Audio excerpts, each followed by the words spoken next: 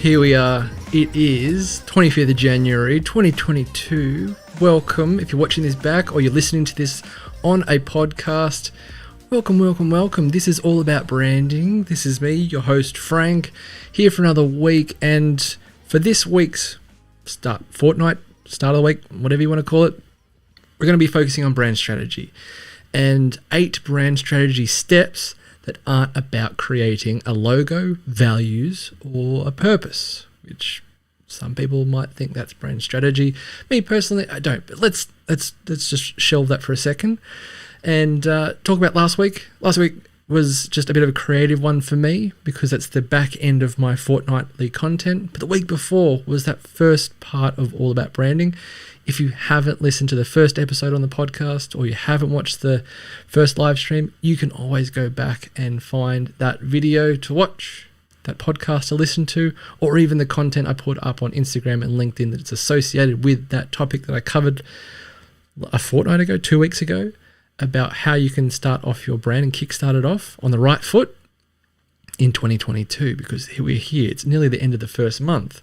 And today, firstly, you'll see me have a little sippy here if you're watching on YouTube. I've got a lovely glass of wine. I'm a bit like Bernard from Black Books, if you ever saw that.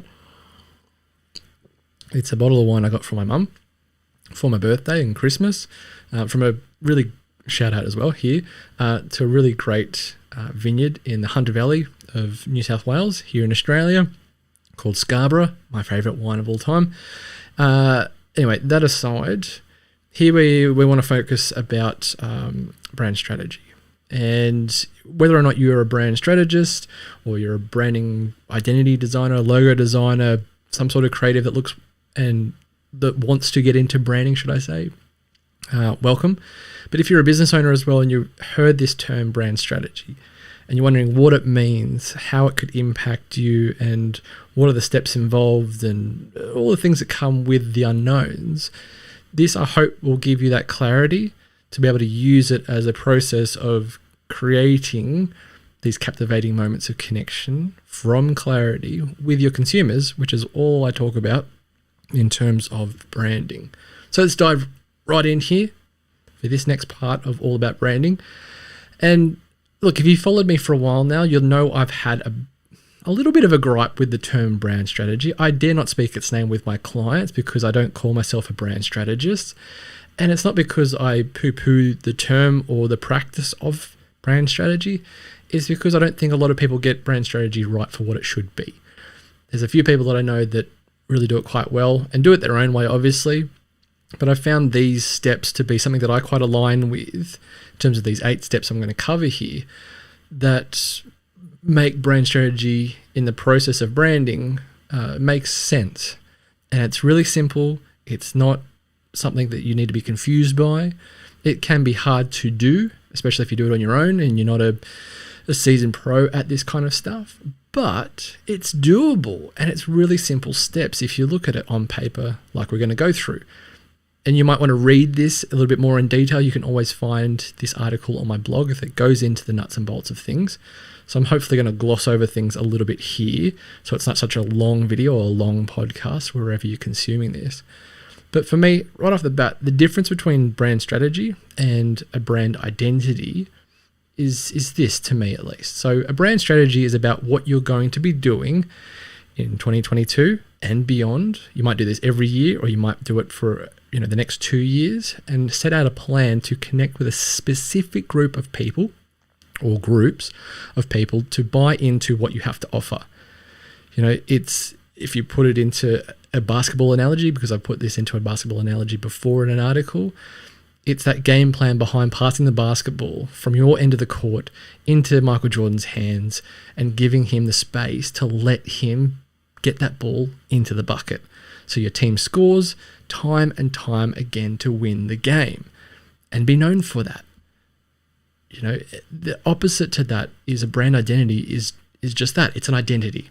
It does have strategic components baked into the process of developing a brand identity, and that's going to help you connect with your consumer. But it's that identity that represents your team and what you have to offer. So that's not so many different people's identities that you're having to connect with. It's one identity that unifies you all as a team to make it simple and easy for your consumers to connect with. You know, if you put it back into that basketball analogy, it's the team philosophy, the team song, the logo emblazoned on the shirt and the shorts. It's the team music played while you're on offense towards the bucket. And it's that home court feel and look and the atmosphere around it and everyone kind of cheering it on. So basketball analogies aside, to me, here's a few hard truths that I've come to learn, at least in the last few years of helping brands create their identity and adding strategy along the way and trying to understand where brand strategy fits and what the purpose of it is and what the process is of it. So to me, firstly, a brand strategy is not done with the sole purpose of developing a brand identity, if at all. You know, some might think and go into a brand strategy thinking that we need to now create our logo, our colors, our messaging, our tone of voice, our purpose, our mission, all the things that come with what I think is creating a brand identity, because it's much like the same as a person's identity. How we sound, how we look, what we value, what our purpose is in life, what people perceive of us, those things create an identity. And I don't see that as being brand strategy, because it's as much as it is for you as it is for them, but it's a lot of it, the part that you don't see, the non-logo colors, all that kind of stuff, is internal. It's for the internal team to get behind and form the brand culture, the business culture of your team so that you all are on the same page. You all know how to communicate the message of the business to your consumers so that it's consistent, so that it sounds like it's on point and it's communicating a strong message that makes sense for those that you need to connect with. The second hard truth is I would not confuse developing your brand values, purpose, mission, vision, tone of voice as being that brand strategy. I'm going to reiterate that on again, because a brand identity is that, as I keep saying, it is that voice, it is that message, is that even the smell, the sound, the look, the touch of it, depending on the type of brand that you are. Try not to, I guess, confuse the two. It's more of what you'd call a tactic. A brand identity is a tactic of a brand strategy. So it's the result of doing a brand strategy. A brand identity is then executed, or even a refresh of your identity. So maybe just the logo changes, or your colors change, or the messaging slightly is tweaked. Or internally, if you've never done your purpose, you've never done your values, that's when you go about doing it. And then the third point here is that a brand strategy is better to be revisited in the short term, because a set and forget brand strategy does not keep your brand relevant. You know, you can do this and set it for 12 months, maybe 2 years, if you're a smaller business. But if you do it once and that's kind of it, you're not keeping up with the times. Your customer base may change, their needs and wants may change, and you're not staying relevant and current to what and how you can best represent your business, but also connect with your customers, your consumers, your audience, whoever they are that you describe them as. And then the fourth point is that developing or refreshing or rebranding a brand identity, also known as branding, which is the act of building a brand as such, as I mentioned before, is that tactic. It's that tactic that is part of the plan to achieve your objective of a brand strategy. Now, they might sound a bit full on or whatever. For those of you in branding, I hope that makes sense. I kind of fell into each of them as we went. You can read them back, those hard truths, on that blog, obviously, because they are a little bit more delineated. I kind of molded them all into one there, but here we go. That out of the way, do you need to be doing brand strategy for your business? No matter if you're a one-person band, you have a team of 5, maybe 15, you can still consider yourself a small business. Do you still need to do this? Look, not necessarily, because it's not for everybody. Branding isn't up everyone's alley. But if you're following me, you're following my content, I hazard a guess that you're interested in the idea of branding to begin with. And this might pique that interest a little bit more to understand a little bit about the underlying part of what makes a brand successful because every brand that does brand strategy is one that you would know. McDonald's would have a brand strategy. Apple would have a brand strategy, no doubt. All of them that you know will have this in some way, shape, or form. And you might call it something completely different. This might be called a marketing strategy. It might be called a business strategy. It might be called something completely different that you talk about and not even use the word strategy. So you may be familiar with some of these terms, not on paper, but you execute it in a way that feels instinctual to what you are about to do, to be able to connect with your consumers and get the product into their hands of something that you know they need or you know that they would want, and it fulfills their needs and wants. So no matter what you call it, these are some steps I think that can give you a bit of a linear understanding of how you can go about creating some goals and some objectives to succeed and press on with, to connect with more consumers or specific consumers so that you can kick those goals. So the plan is simple. First, number one, is review. Second is research. Third is to segment. Four is to target one of those segments or multiple segments. Then to position. Then you set your objectives. You can then get tactical, and then you put a dollar figure on it with a budget. Now, at the end of all of this, we just want to have a clear plan that everybody can understand, get behind, be on the same page with, and move forward with, so that when you get to the end of that year or the end of that goal, wherever the set period is, you can look back at it and see what you've achieved, see what you haven't, see what the problems were, see what the challenges are, and be able to then clarify that into the next cycle of your brand strategy at the beginning again, which starts with the research phase, to analyze what worked and what didn't. And you can do that in that review and then research. And there's even a step before this all, and it's another step called market orientation. And this is a process of identifying the needs and wants. If you haven't already, if you don't know what your customer needs, you don't understand what your business could be offering to the particular type of people that might need your business, you might be starting out here. This is where market orientation can be handy. Or if you're bringing a new product to market, this is where you can start analyzing market orientation to understand those needs before you get into the process of brand strategy. So if you think this is, I think if you think this is easy, then fantastic, you can get into it. But if you think it's hard, it might be worth having a person like a brand strategist, maybe even a branding person, take you through this process, because looking inwards before you do a brand strategy can be very difficult. It's something that you might not have considered all wholeheartedly or as a team collectively. To get it all down on paper can be hard to pull it out of there, but then also finding the data that you need to move on with. But hopefully you've got all these things as you go throughout a year or throughout your business years to be able to find some insights and press on with these things. But whether or not you do it with somebody else or as your team, if you follow, I think, these steps, you're on to a winner to be able to achieve those goals. I'm going to keep saying these kinds of phrases over and over and over again. But the review stage, number one, is all about reviewing what did and didn't work.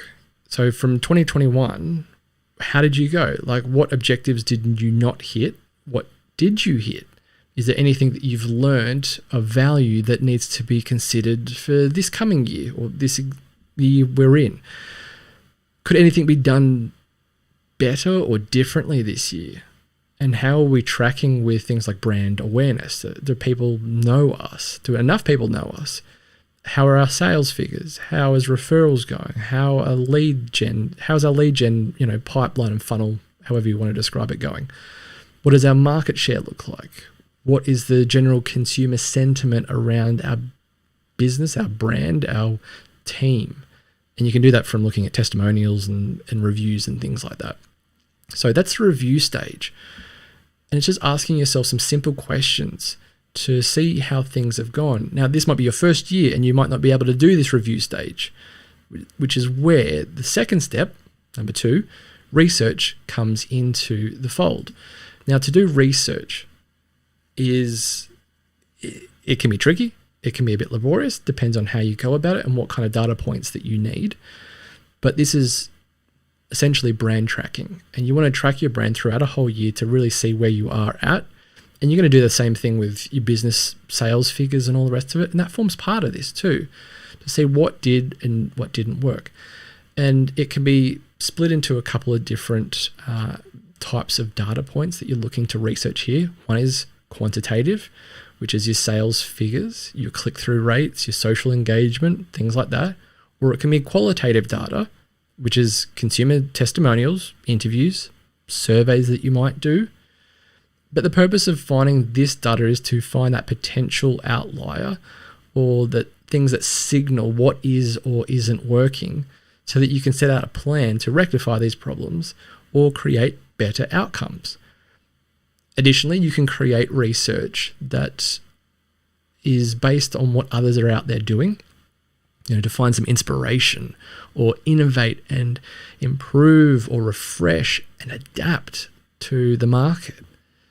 The competitors that are around you, be it those that are direct competitors, maybe businesses in other industries, completely different industries, or other territories, other countries or cities, other towns that aren't direct competitors. And even things that are trending consumer behaviors. What's, in at the moment in the forefront of pop culture?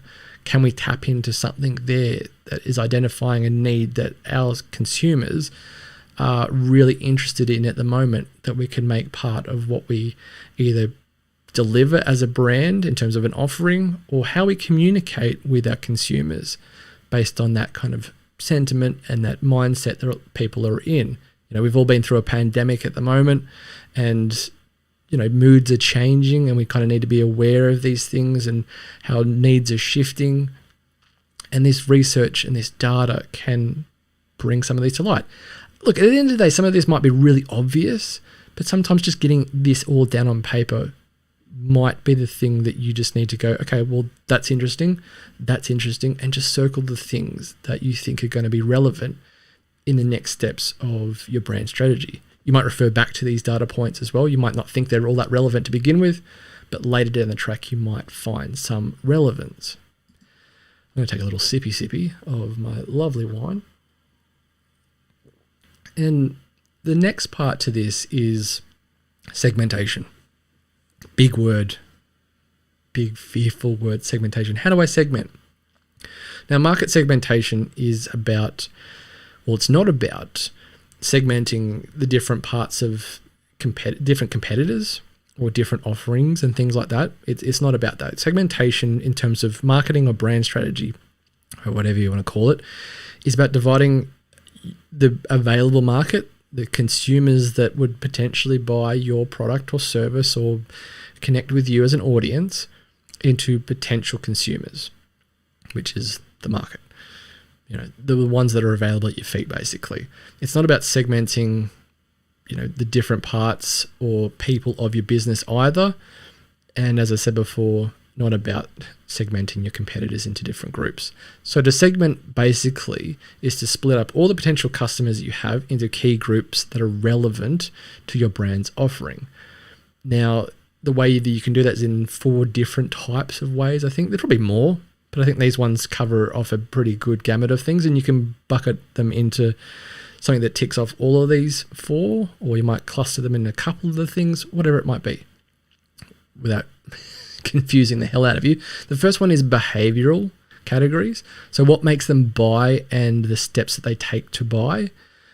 This might be based on time, the time it takes to get your product or your service, the convenience of it, the money factor, if they're looking to buy luxury or they need cheap and affordable. The convenience is, again, based on time, but it can also be on, availability. Is your product on the shelf when it's needed? And then what is the goal of the person that's trying to buy? What will this do for them? And at what point in their journey will they buy into what you have to offer? So you can segment in that respect, which is behavior. The second type is location, which is where they are or they're going to go to look for you. So you can base this on geographic location, so maybe local customers or people that are traveling to you. You can target them in a specific location. The platform that they use, so YouTube or a podcast, Instagram, or the shop type that you have. You could be a freestanding shop, or you could be in a shopping center in a cluster of others. How are they going to find you? Where do they need to go to know where to look for you? Or how might they discover you? And then even down to the nitty gritty of shelf space. So if you're in the frozen section of a supermarket, that's something that you can segment that people are going to look in that particular section. Or if it's in the meat aisle, not everyone might go to the meat aisle. Some people are obviously vegetarian or vegans. They won't even travel there. So that can eliminate one segment completely. The third one is the number of people. So are there a lot of likely customers in that segment, or is it a smaller niche of people? Now, this is really dependent on what the offering that you have, or even viability of that particular amount of people in terms of them buying it. You might only need 5 customers a year, and that does you. But you might need 5,000 or 500,000. So you need to identify what's going to be most viable in terms of numbers to be able to get in front of them. And you segment in that respect. The last one, number 4, is market share. And this is if you have that data available to you. Not all industries are going to have it, but this is a likely or a definitive amount of, let's say, sales per segment compared to your competitors, so that you can identify if you have the dominant share of the market in that segment or not. So to give you an example of a market segment for, let's say, a real estate agency, if you combined all 4 of these things, the first one being behavior is that they need to sell an apartment fast and be able to afford it and buy a bigger home. I'm going to start that again. They need to sell an apartment fast and make it be something that they can afford by buying a bigger house for their growing family. So that's their behavior there. They need to be able to sell their house to be able to afford to buy a new one. Pretty simple there. They need to do it quickly. Let's go. We're growing. We've got 5 kids now. Holy hell. We're splitting at the seams of this house. The next one here in terms of the location is that they currently live in the same suburb as the agency. Fantastic. They're not out of town. They're not moving into the place. That's a different segment. The next one in terms of the amount of people is that interestingly, there's a high density apartment dwelling population in this area of young first-time homeowners. So there's a lot of people that want to come into the market that would buy something like this, and for them to be able to sell and move out, easy peasy. And the last part is that in terms of market share is that this particular agency sold 58 of the available 140, well, not the available, but if there was 140 apartments sold in that year, they sold 58 of them, to that 18 to 35 demo in 2021, which equates to a 41% market share. So percentage of 58 compared to 140, 41%. I'm terrible at maths. I'm reading that off my screen at the moment just so I didn't mark that one up because I'm terrible with maths. But to put a name on that segment, we can segment that as segment number 1, and that might be the only segment that you want to target, but they're the young family upsizers. You might then have baby boomers that are now into the point of retirement and they want to downsize into a retirement home, retirement living, an apartment from a big house. That might be another segment for a real estate agency. So it's just categorizing the potential consumers that you have in the market that all that are available. You might not want to have a bar event, all of them, only 1 or 2 or 3, maybe 5, but we just want to put out a lay of the land to really understand and see what can be most viable, because who you might be targeting now might not be as viable as one segment that you'd not even considered. And that's where the research component of this can really come into play. But as a respect of what your market has, where it's at, things might change over time. So the next step in terms of where you go with your brand strategy is you've got your research, you've got all the different segments and the lay of the land of who you can potentially work with. But as I said, you only want to work with a few or one. That's where we do targeting. So it can get tricky in terms of picking the right target or multiple targets. And the truth is that you could even target the whole market if you wanted to, which is called mass marketing. A lot of fast-moving consumer goods, Coca-Cola, Mount Franklin Water here in Australia is a water company that's bottled, toilet paper even, whether or not you're in a pandemic or not, it can work. But don't worry, as you can do a kind of two-pronged approach here, bit of an attack, if you will. Might sound a bit icky, but at the end of the day, we want to be for someone, not necessarily everyone sometimes. So you can do a bit of both. You can do a bit of mass marketing, more for the long term of your brand and to create brand awareness, just from being present, being active in front of your consumers. But, in terms of that, well, that's getting a bit tactical, so we're not even there yet. But if mass marketing is way too big for you and you have a limited budget, this is where you want to use that budget wisely. In terms of this is where we target. And it gets tricky because you need to kind of ask these kind of two questions to make sure that you're picking the right ones. And this target can always change. You can always reassess. You get 6 months down the track and it's not working. You can always come back and do a wider branch of targeting. But if you ask yourself these two questions, I've done this with myself as well, is can we be the dominant leader in this segment, by way of brand awareness or market share? Is that possible? But the second question, which is probably the most, I guess it's one of the most important questions here, is will this segment be most viable? Will it bring in the most money? Will it turn over a profit here for us to be able to make some money here? Because we need to obviously make money to keep this brand afloat. Now, if we took the real estate example of the segment, the young family upsiders, and we apply that first question, the agency has a 41% market share in that segment. Now, this might be the majority share, or it may not. There could be others in the segment that are retirees that sell their homes and you have the majority share of that market segment, and it's well beyond 75%. The benefit of the market share is that you're most likely to be the known brand in that respect if you are the dominant share of the businesses that are catering to that particular segment of the market, which makes life a whole lot easier for you. And that comes when it comes to positioning, and we're going to get to that in the next stage. But if we consider the second question that considers the viability of that market segment, market share may not be the hero on its own for a couple of reasons, and I can demonstrate that.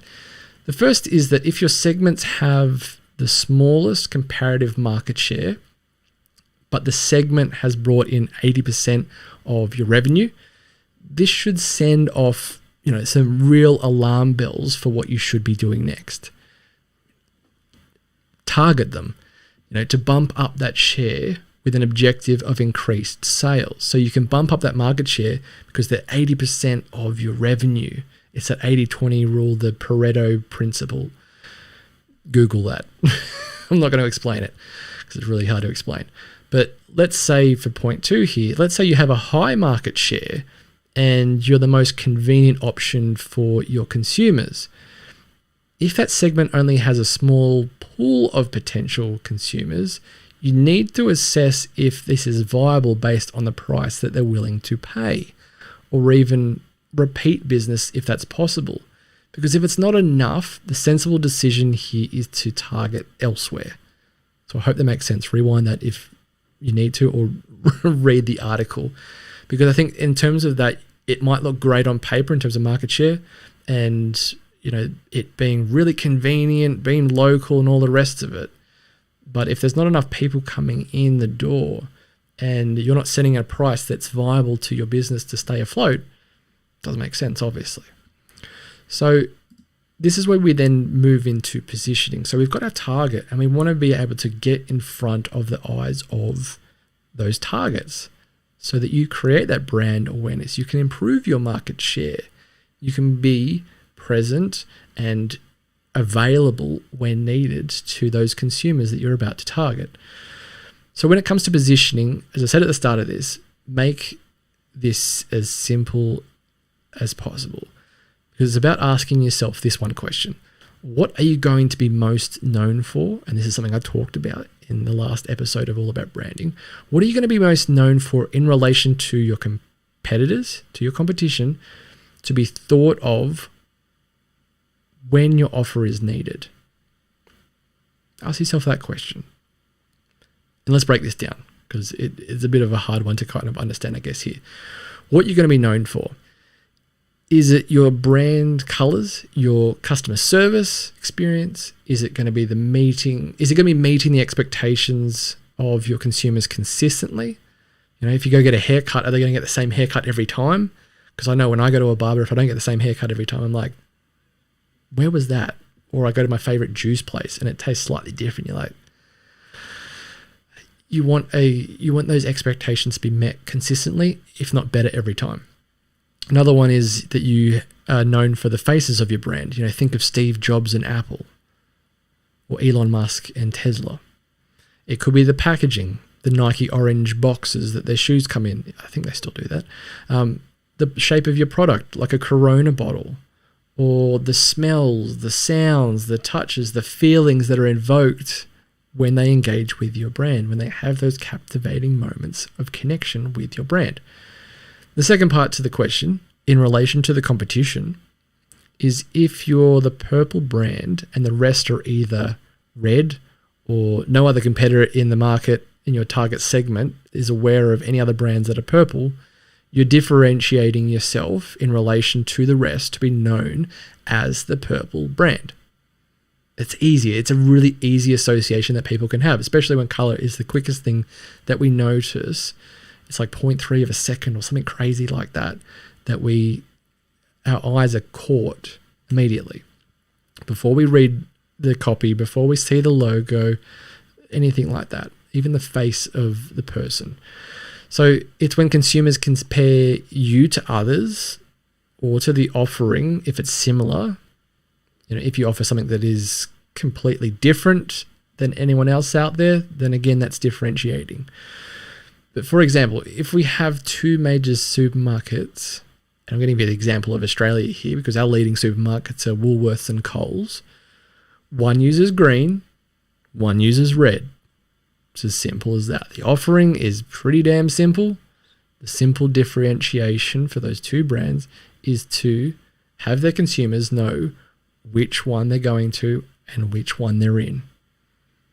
The more confusing example, again in Australia, is two department stores that sell a lot of the same stuff. Homewares to consumer goods to clothing, everything in between. They're called Myer and David Jones. You wouldn't know which one you're in if you stepped into one and you go, am I in Myer? Am I in David Jones? They look exactly the same. Their brand identities are black and white. You wouldn't know the difference. So the last part of to be thought of when your offer is needed, firstly, this is based on your offer going, is it going to be delivering on what they want or at least what they need?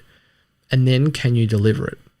Because if you can do that, well, if you can't do that, it's back to the drawing board. But if you can do that, then that's what we want to be, available. We want to be there for the consumer when needed, so that when they think of you, you come to mind, and they're not disappointed and left going, oh, when you go, I don't know if it's like the Iconic or ASOS or something like that, and you go to buy like a shirt or something, and then you see it there and it's a great price, it's on sale, and then you go down and this always happens to me at actually Uniqlo. It's never available. It's always sold out in my size, and it's like, it puts that sour taste in my mouth a little bit, and I just get a bit miffed by it and don't end up wanting to buy a shirt at all. But the other part to this is that, is there a key moment in time that a consumer needs what you have to offer? And at that moment, are you the brand that they think of first? When you need a tissue, do you think of needing to buy some more tissues in your weekly shop? What's the brand you think of? Probably the first brand that comes to mind is Kleenex. the difference there is that you go to the supermarket and Kleenex isn't there. The availability comes down to the next best thing. And you can and can't control it depending on stock of the supermarket, obviously. But that's why you want prime place. You want lots of stock there so that people can buy. But the other respect is that you might even want exclusivity. You might only want a small amount of what you have to offer so that it becomes exclusive. And people get their hands on it really quick. You become that kind of brand. That's okay too.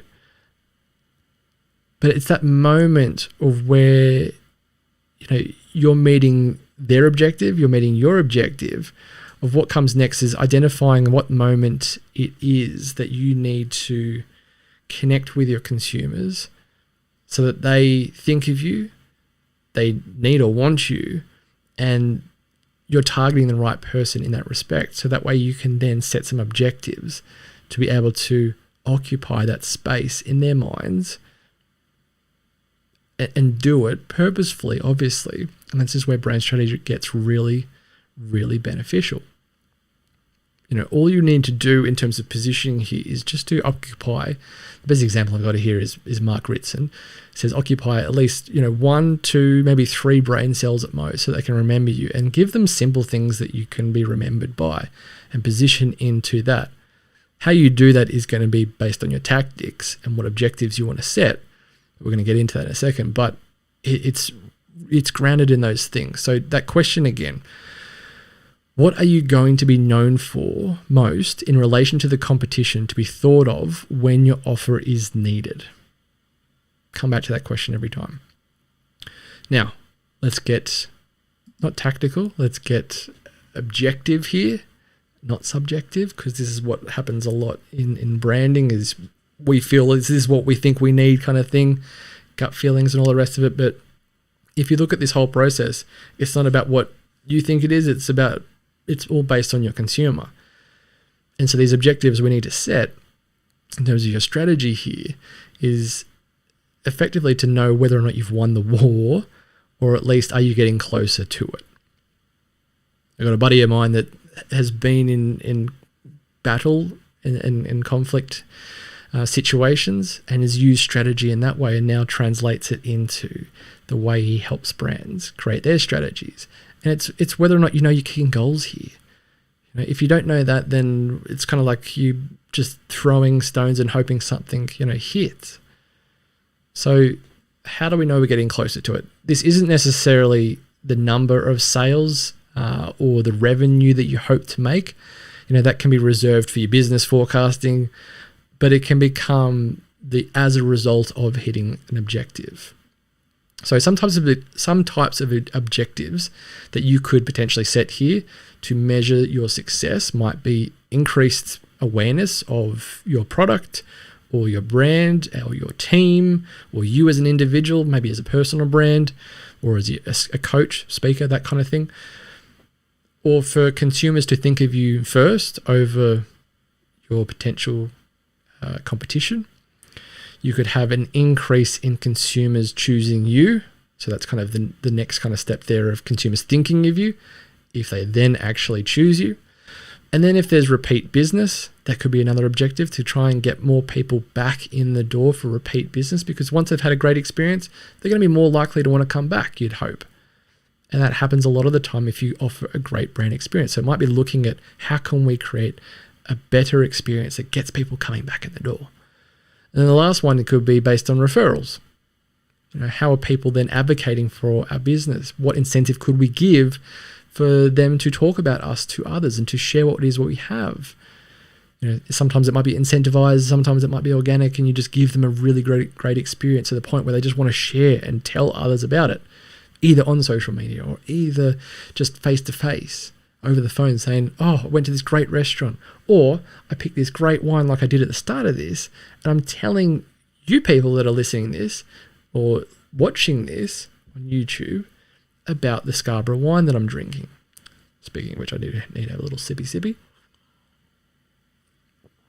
Now, those are pretty general. So I'm not saying that that's what you have to do in terms of your brand strategy. There's some ideas for you.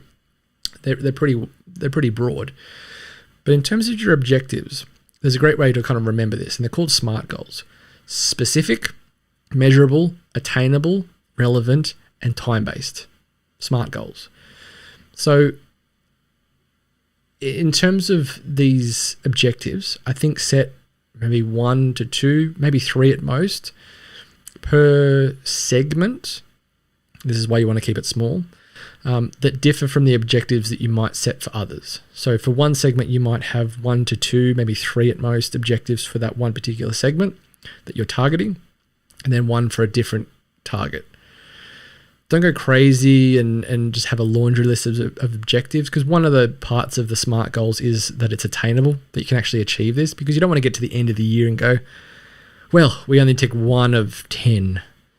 Well, that wasn't a very good year, was it? You don't feel very motivated to, keep doing brand strategy for the starters, but at least you're there showing up and you're kicking some goals that are moving the ball forward. And I reckon that's a good number to give a good crack at. In total, maybe 1 to 5 objectives. Your brand strategy might be very small. It might be just one thing that you want to do and do well, and that's okay. But in terms of achieving those objectives, we need to get a little bit tactical here. Now, this is where you can design or redesign your logo if this is one of the tactics that's going to achieve that objective. The tactics associated with the strategy are the actionable steps that you're going to take to successfully achieve the objectives. Pretty simple. They might be specific to one target of that market, or in general, you might put them broadly across all the segments that you've identified, whether or not you're targeting them or not, to make them something that is going to help achieve an objective here. So in terms of some tactics, what they could be, one, obviously, I said at the start of this, a tactic of brand strategy can be developing a brand identity so that you can better engage with your consumers with a more identifiable and memorable identity. So if you have a really complicated logo that it's really hard to remember, it doesn't pass what I call a sketch test, so you can't sketch it from memory, and you think of a McDonald's M, you could all easily draw that from scratch, or the Nike swoosh, no matter how crap it looked. But if you create a simple logo compared to the one you might have already, which is a bit hard to remember, that can be a tactic. Or a color so that you stand out from the competitor that is either next to you or that you're directly competing with a lot of the time. Another one could be a marketing campaign that includes advertising, content, promotional deliverables, all encompassing there as a kind of funnel to engage with your consumers and get them to know about you and buy from you and repeat that cycle again, or to refer others. And this is me. This is at the moment a podcast that you're listening to right now, or the YouTube live stream that you might be watching back. This is a tactic of mine in terms of a marketing campaign. It's my effort to market my business throughout the year and to connect with you and to share what it is I know as part of it. Another tactic might be to change your pricing. Another tactic might be to change the placement of your offering or adding new placements. Another might be changing the packaging of your offering so it's a bit more identifiable on the shelf, or it might be a more pleasant experience to unbox, which is something that my wife and I have looked at in terms of what her packaging could be and could be better in the future. It could even be user testing new offerings, and that's the part of that market orientation at the start of this process. If you did that step, that extra step along the way of a brand strategy, but user testing as you go throughout the year to make sure that maybe the product is new and you need to identify pain points and things like that to get it better, or to do user testing on existing products to see if it's still up to snuff. Is it still working out? Is it still getting the right results for your consumers? And then another tactic could be improved customer experience, or the journey that they have. So that way, when they walk into your store, what kind of experience do they have, or what's the buying journey that they go through, so that they walk away feeling delighted and satisfied, all those lovely things. And it might be just like if you're a restaurant and you go through this kind of process of engaging with your consumers, what's that process look like? Does the front of your shop look enticing and inviting? Does your menu look appetizing? Does your decor make them feel at home, easy, make them feel like they're in a luxurious place, and whatever is about to come onto the plate is going to be really fancy and live up to their expectations. Whatever that is, that can be your tactics of creating a better outcome with those objectives that are higher above the tactics. So this is when your tactics are tied to your objectives, as I said. So so that there is a clear association between them. Tactical outcomes might, as I said before, might spread across your objectives and your targets.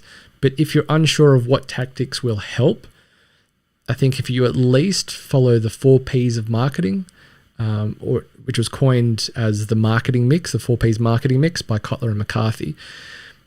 And they are the pricing, the placement, the product, and the promotion.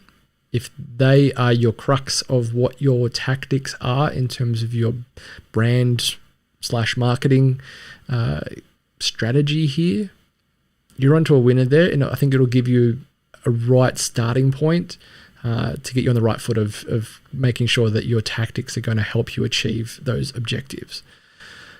Also, when I talked about positioning before, this is coming to my mind. If a consumer is only just bought from you for the first time, don't assume that they haven't had you top of mind because they might not need you yet. I've had someone that stalked me for about a year and then they got in contact with me and saying, hey, I've been following you for a year. I never engaged with anything you put out there, but I think I might have something for you. You never quite know who's watching sometimes. And this is where you just kind of, I guess, got to be mindful that if any tactical steps that you take aren't directly attributed to a sale, it might not necessarily mean that they've been worthless pursuits. It can take a consumer up to 7 impressions from your brand to buy at just the right time. So if you've done 6 other tactical things out there and you're like, no leads are happening, but then it's the 8th one and you're like, okay, crap, we need to put all our money into that one that worked. Just hold your horses a little bit, because it might be all of those things combined that gets you to a point of a sale. So just something a little bit to keep in mind. I learned that the other day. That was a really good point that I found on LinkedIn. I can't remember who the hell put it up, but it was a really interesting point to be aware of in terms of positioning, in terms of objectives and your targeting. The last part here is your budget. And look, at the end of the day, when I'm working with a business, a lot of the time they know what they need. It's like, okay, our logo, it looks absolute garbage. We need something new. It's like, okay, fine. We know we need that, and this is the budget that's attributed. So that's known up front. But in terms of if you go through this process with a bit of an open mind about what you might need by the end of it, you're not emptying what it's all going to cost, and you're like, oh my God, what the hell are we going to do? But also the same respect that your budget might be tailored here to what you can achieve with the budget that you have. So you might execute your tactics in a way that is suitable to your budget and what we could do to at least move the ball forward little bit by little bit so that we can generate some more revenue, so that in future years we can come back to these kind of tactics, these objectives that might not be suitable now to try and achieve. They might be a bit too lofty, might be a bit too big for us, that you can then afford to execute on them, and it just perpetually grows and grows and grows. And this is how we grow our brand. This is how we grow our business. So surprise, surprise, you've got to put a dollar figure on these objectives, these tactics, the targets, to set out this required budget. And if you have a CMO in your business, or someone that's head of brand presenting this, and you're the founder, you're the owner, you're the CEO of the business, give them a break at this stage. They've presented you some really great insights on all the things there, and when it gets to budget, shooting that down it can be heartbreaking. But in the same respect, it's business. You got to be able to do it right, and you got to be able to hit those objectives. So it's likely to be the deciding factor of whether or not your strategy plays out in the first place. So of course, if you have to set the budget to the target, to target those agreed segments with the most impactful tactics, you're going to be able to have a red hot crack at that and be able to measure the results accordingly to it. So you know if you spent your money or not, and you've got a good return on investment. Either way, if you make your SMART goals a measurable part of the objectives, you know, at the end of the day, it then helps you identify, or, you know, future things that you can do, as I said before, but it might identify what's increasing your revenue. You know, at the end of the day, it might not just be repeat business. It could be some other things that you can identify and attribute to new business, or to an increase in spend, or, you know, in terms of the cart sales, whatever it might be. But you want to set that budget obviously according to profit. So return on investment being made, it's business 101, and that's setting your budget.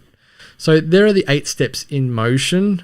I think one thing that you might be thinking, for me, as I said at the start of this, I don't do brand strategy. I may do in the future, who knows? If I get bored of creating logos, or I have someone else do it and it's just not my thing anymore, maybe I'll do it. But if you want to learn this process a little bit more, the person that I've learned a lot of this from, just from watching videos and attending some events, is is a marketing professor based here in Australia. His name's Mark Ritson. He brings up a lot of these steps, a lot of a simple process that he does with really, really big brands, ones that you would know about. I'm not going to mention them, but he'll tell you in his talks and things if you find him on YouTube. But the other place you can go and refer to, at least to give you a bit of a visual idea, I'm just going to show this up on my screen here, but you can find it if you're listening on the podcast. You can find this on the blog post on my website, is this little graphic here that was made. I can't remember the name of it. I think it's by, where is it? Can